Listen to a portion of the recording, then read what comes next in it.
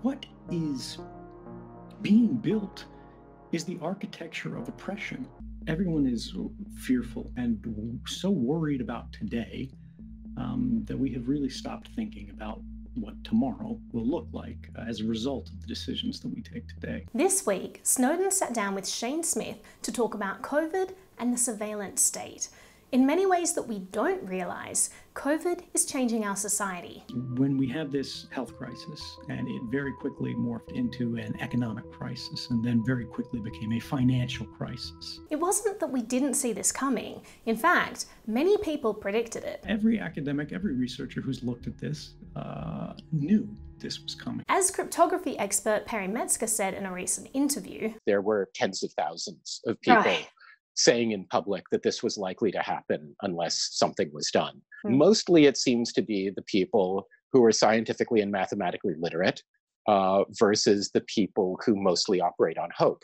But instead of listening to these people, politicians around the world said, I was at a hospital the other night where I think there were actually a few coronavirus patients, and I shook hands with everybody, you'll be pleased to know, and I continue to shake hands. For the vast majority of New Yorkers, life is going on pretty normally right now, and we want to encourage that. The Americans, independent of where they live in this nation, are at low risk. The American public needs to go on with their normal lives. Nicola Zingaretti, the leader of the governing Democratic Party, 9 days before testing positive to the virus, told everyone, "We must not change our habits. Let's go out for an aperitivo." And the media posted headlines telling everyone it was all overblown. Now we have many governments all over the world scrambling to make up for past mistakes and implementing disastrous policies that are causing tremendous damage. You see all the governments of the world leap into action. And it's interesting that you see the majority of this money go not to the public, not to hospitals, but to businesses, loans, to the groups and corporations that actually created the systemic problems. There are now millions of unemployed, and entire livelihoods have been destroyed. We're being told which businesses are essential and which are not. Essential to whom? If a family is relying on their business to be able to feed themselves, try telling them it's not essential. We have equipment being seized from some facilities and being given out to those that are politically connected, and people are dying as a result. And the FDA has continued to block measures that could help. The FDA has blocked testing. The FDA was blocking the initial kind of tests they had. The FDA has been slowing down deployment of antibody tests to tell you if you are immune to the disease. By delaying testing, they assured that it was not possible to detect the epidemic in its first stages. It was not possible to catch and contain it early on. And we ended up having to close down the US economy in order to slow this thing down because they did not want to let people who were fully qualified to run tests without filing an enormous amount of stupid paperwork. Dr. Helen Chu of the Seattle Flu Study, who was banned from doing tests when the outbreak was first discovered in the USA, said she understands that these protocols are in place for a reason, to want to protect human subjects. But protocol absolutely needs to be re-examined within the context of current events.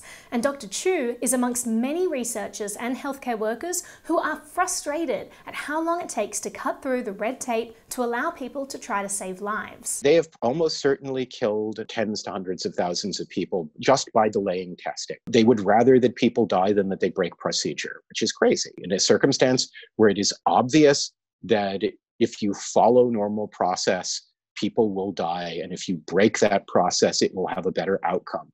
Why are you sticking to your normal process? What is wrong with you?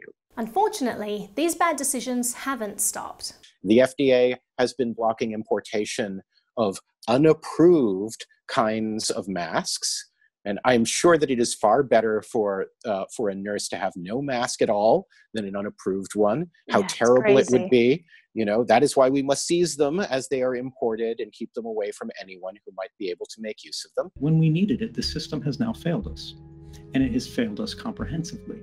And the thing that I find grotesque about this situation is that now the people who are being asked to sacrifice the most are the people who are in the most precarious positions, who have the least to give. The healthcare workers we're relying on, those who are making sure that we can still get our groceries, these are real heroes. But there are also other unsung heroes who are picking up the slack. People who are 3D printing face shields and donating them to hospitals. The distilleries voluntarily repurposing their production plants to manufacture hand sanitizers that they're giving away.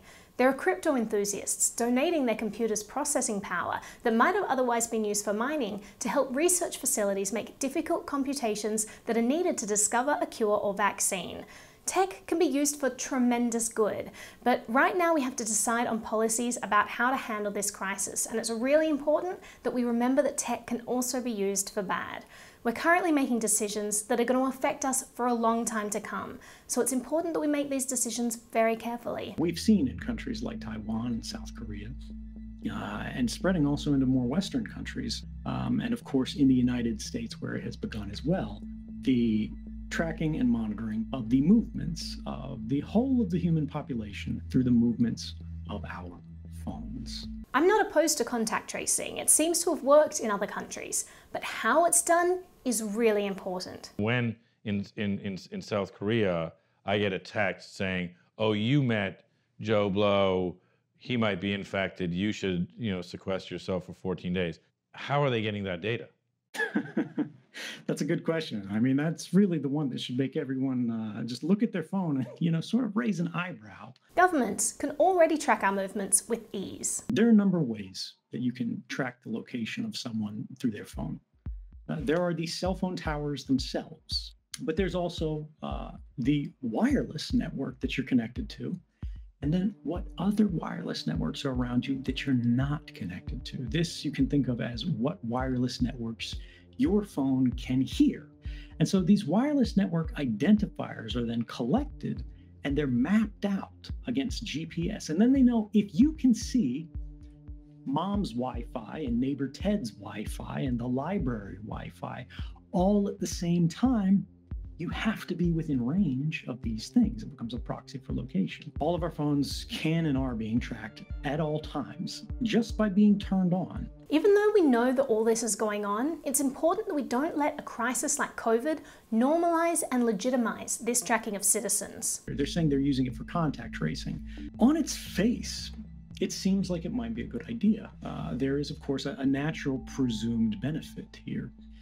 And yet, where does all that information go?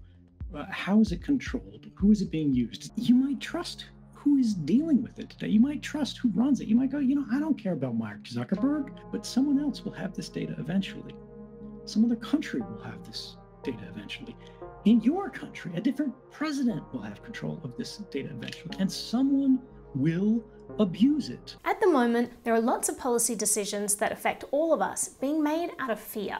And when people make choices out of fear, they're just thinking of the moment and not what systems we're putting into place that will affect us tomorrow. Sadly, these kind of emergency powers that are born out of crises have a perfect history of abuse. The emergency never ends. It becomes normalized. As authoritarianism spreads, as emergency laws proliferate, as we sacrifice our rights, we also sacrifice our capability to arrest this slide into a less liberal and less free world.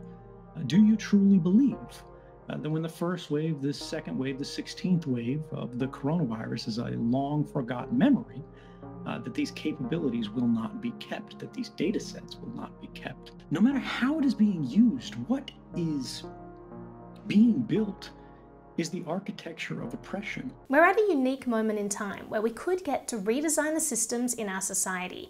We're going to have to make choices about how we want that future to look. Now, all of us collectively at the same time has been forced into a global sabbatical all around the world, which is an extraordinarily rare event in history. We are at one of the only moments that will be in our lifetimes where the system is so stressed and so overextended and the leadership so clearly out of its league that we have the ability to make not reformative changes, but revolutionary changes, that we can actually change the functioning of society, that we can actually change the structure of the system that controls and influences our lives, the way that we are being monitored, the way that we're being tracked. Because these systems, if we do not change them, will not simply be used to monitor our health. They're going to make decisions for us on an automated basis to determine who gets a job, who goes to school, who gets a loan, who gets a home, and who does not. And we today are being asked in a moment of extraordinary fear, what do we want these systems to look like? And if we don't make that decision ourselves, it will be made for us. Let's be smart about the policies that we allow to be implemented right now and not make our decisions based on fear. Technology can be used for good and bad. Let's make sure that we keep using it for good. This virus will pass, but the decisions that we make today in this atmosphere will last. We will have to live with them, our children will have to live with them, all of our posterity will. It's not just about America, it's not just about your city. It's about everywhere. A huge shout out to all the NBTV members for your support. As you know, YouTube has demonetized all videos about COVID at the moment, so it's thanks to you guys that I can keep this channel running. If you found this video useful, don't forget to like, share, and subscribe. And if you'd like to become a member of NBTV, then follow the description in the link below. Thank you so much for watching.